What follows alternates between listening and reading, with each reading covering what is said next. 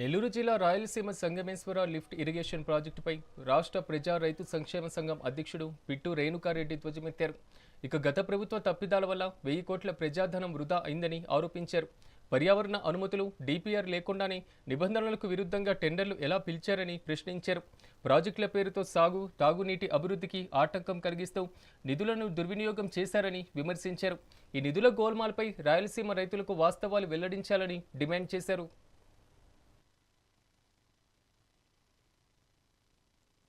కరువు జిల్లా, వలసల జిల్లా, మన నీళ్లు ఆంధ్ర ప్రాంతానికి పోతుంది.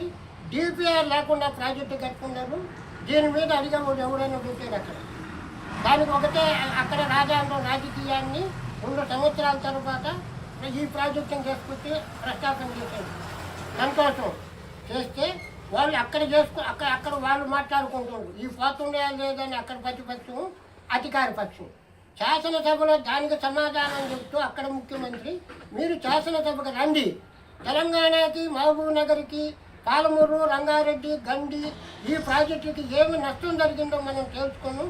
దీనికి కారణం ఎవరో కాబట్టి నేను అక్కడ కట్టుకున్నటువంటి ప్రాజెక్టుని ఢిల్లీలో కలిసి చంద్రబాబు నాయుడు గారికి మేము కూర్చొని మాట్లాడదామని అన్నప్పుడు, రాయలసీమలో కట్టే ప్రాజెక్టు ఆగితేనే నేను మీతో చర్చలోకి వస్తానని నేను చెప్పడం, దానికి ఆ ప్రాజెక్టు ఆగిపోయిన తర్వాత మీరు తెలుసుకోవాలనుకుంటే ఈ రాజకీయ పార్టీలు శాసనసభలో ఉండబడిన రాజకీయ పార్టీలను నిధి నిర్ధారణ కమిటీ ఏర్పాటు చేసి చూసినాండి అని ఆయన అన్నాడు.